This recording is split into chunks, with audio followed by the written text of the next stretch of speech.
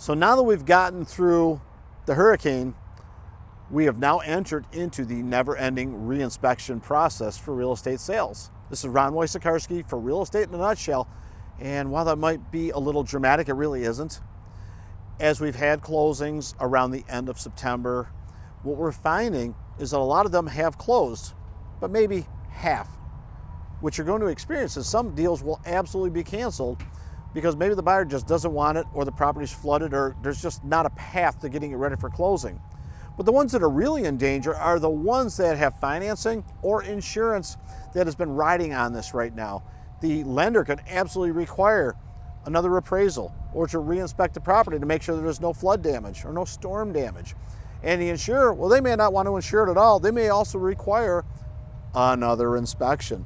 So as we get the lender to reinspect, and that's okay, and we're waiting on the insurance, or vice versa, what if another storm comes along or something else changes or something's identified?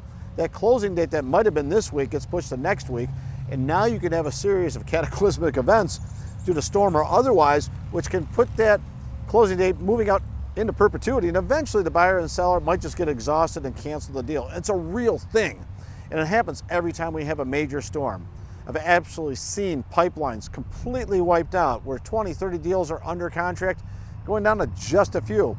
And there could be a big gap between this closing and the next closing for not just some agents, maybe all agents, and I'd be watching that. So we've entered into this never-ending cycle of re-inspections, and it's going to be a thing ongoing for the next month or two, and I'd be watching for that. So if you are in the crosshairs of this troublesome situation, definitely subscribe, reach out. We have solutions and systems we've developed over the years to help overcome this. This is Ron Wojciechowski at Real Estate in a Nutshell.